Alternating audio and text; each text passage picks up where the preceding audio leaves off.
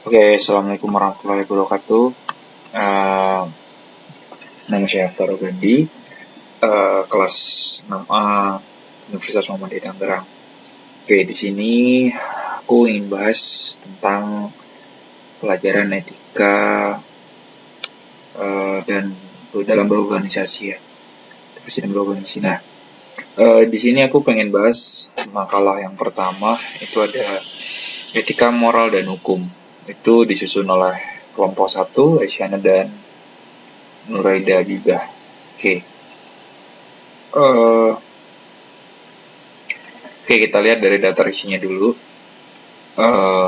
Di sini ada pembahasannya, ada di bab 2. Nah, oke, ini kita ke latar belakang dulu. Di era globalisasi saat ini, para pelajar atau anak muda sekarang seperti kehilangan arah dan tujuan.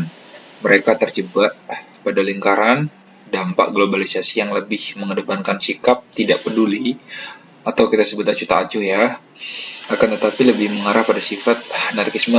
Bahkan masyarakat yang menganggap generasi muda sekarang ini tidak memberikan pengaruh positif sebagai seorang yang terpelajar. Jadi dari materi ini sih diangkat karena dasar dari aktualisasi yang ada pada saat ini, melihat era globalisasi yang ada di lingkungan kita saat ini, yang mana pemuda atau pelajar itu atau anak muda tidak memiliki arah dan tujuan yang jelas.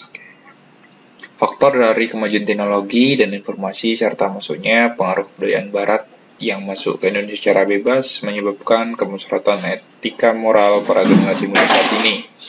Jadi tidak menutup kemungkinan dari beberapa faktor mau nggak mau mengikuti era globalisasi atau modernisasi ya. Ini banyak budaya-budaya barat yang masuk ke kita sehingga itu bisa menjadi salah satu penyebab juga kemerosotan etika moral para generasi muda kita saat ini. Oke. Kemudian kita masuk pada bab pembahasan etika moral dan hukum. Ketika kita bicara tentang etika moral dan hukum, tentu kita harus tahu dulu pengertian dari masing-masing pembahasan tersebut. Apa itu etika, apa itu moral, dan apa itu hukum, gitu ya. Pertama, ini aku pengen kulik tentang etika.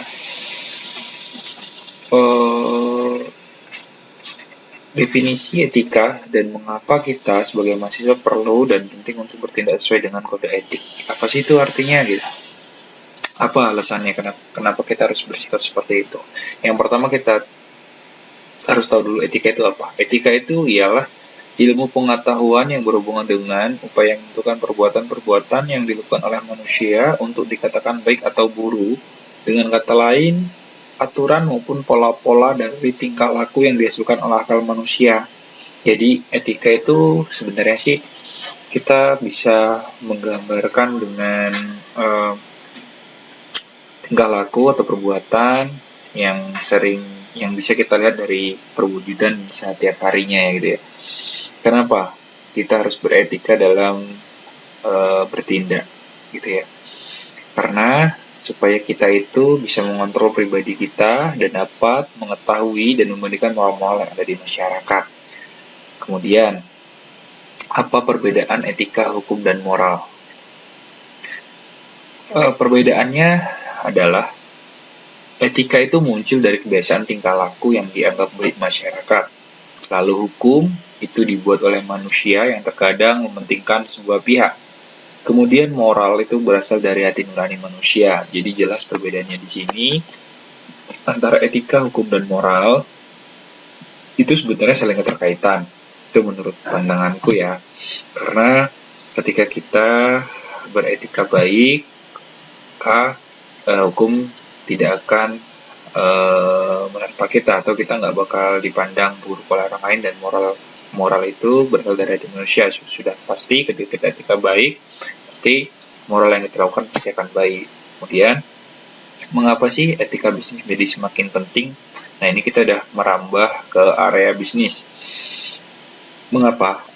Karena untuk memudahkan penerapan etika perusahaan dalam kehidupan sehari-hari, maka nilai-nilai yang terkandung dalam teori bisnis dituangkan ke dalam manajemen. Jadi, sifat etika yang baik itu tidak hanya kita tunjukkan pada sikap pribadi, Bahkan semua aspek-aspek memang sangat membutuhkan etika yang baik.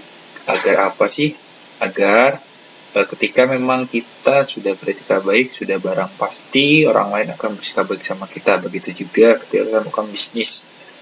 Ketika kita memiliki etika yang baik, perusahaan kita memiliki etika yang baik, kemudian yang jelas aku rasa bisnis kita akan semakin berkembang. Selanjutnya, apa yang harus dilakukan oleh sebuah organisasi untuk menyempurnakan etika bisnis organisasi? Jawabannya, yang harus dilakukan sebuah organisasi tersebut adalah menyempurnakan etika bisnisnya dan harus mempunyai prinsip untuk menjalankan dengan prinsip otonomi, kejujuran, keadilan, loyalitas, dan integritas moral. Dengan adanya prinsip-prinsip tersebut menjadi dasar dalam karyawan beretika dalam perusahaan. Ketika membahas tentang organisasi, usaha apa yang harus dilakukan oleh perusahaan atau organisasi untuk menyempurnakan bisnis etika bisnis itu, mereka bisa mewujudkan itu dengan menerapkan prinsip atau berpegang teguh dengan prinsip otonomi, kejujuran, keadilan, loyalitas, dan integritas moral. Nah, kemudian apa sih tujuan dari kita belajar etika, hukum, dan moral ini? Oke. Kita bisa mengetahui nih pengertian dari etika, pengertian dari moral, gitu kan. Kemudian kita juga bisa tahu nih sejarah dari penyebutan etika itu apa, dari hukum itu apa. Nah, perbandingan etika dan hukum. Etika itu ada 4 ya. Etika ada 4, ada deskriptif, normatif, individual, dan sosial. Deskriptif itu apa? Deskriptif ialah etika yang hanya menerangkan apa adanya tanpa memberikan penilaian terhadap objek yang diamati. Ini dia sikapnya deskriptif, jadi dia nggak memberikan penilaian terhadap objek. Kemudian ada normatif, etika yang mengembangkan suatu penilaian mana baik yang mana buruk yang dilakukan oleh manusia. Kemudian ada etika individual, etika yang objek manusia sebagai individual terkait dengan makna dan tujuan hidup manusia. Kemudian ada etika sosial. Etika sosial itu adalah etika yang membicarakan tingkah laku manusia sebagai makhluk sosial dan hubungan interaksi dengan manusia lain, baik dalam lingkup terkecil, keluarga, hingga bernegara. Nah, tujuannya apa sih? Tujuan untuk kita beretika itu apa?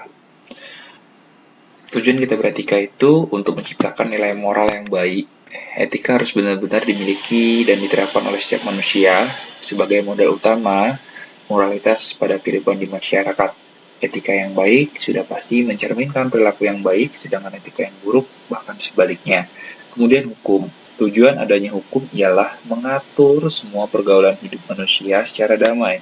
Perdamaian antara manusia dipertahankan oleh hukum dan melindungi dengan hukum seperti kehormatan, kemerdekaan jiwa, dan harta benda dari pihak yang merugikan. Oke. Kemudian kita mengambil contoh dari etika, hukum, dan moral. Contoh etika. Mungkin kita sering melakukan silaturahmi ke orang lain. Mungkin dengan salah satu contohnya itu mengucapkan salam saat bertamu gitu ya. Nah, kemudian hukum, sudah tahu kita hukum di negara kita ada namanya membayar pajak, kemudian ada peraturan lalu lintas yang belakangan ini peraturan lalu lintas sudah merambah era digitalisasi mungkin dengan e-tilang. Kemudian moral, contoh moral. Mungkin sedari dulu kita udah dipelajari atau dituntun oleh orang tua kita untuk berbicara pelan dan lebih sopan ke orang tua gitu ya. Di orang lebih tua kita wajib memiliki sopan santun. Dari pembahasan tersebut, aku bisa tarik kesimpulan dengan makalah ini. Ada beberapa kesimpulan yang bisa kita ambil. Yang pertama, manusia itu adalah hakikatnya manusia sosial. Manusia mempunyai keinginan untuk hidup bermasyarakat dengan manusia lain.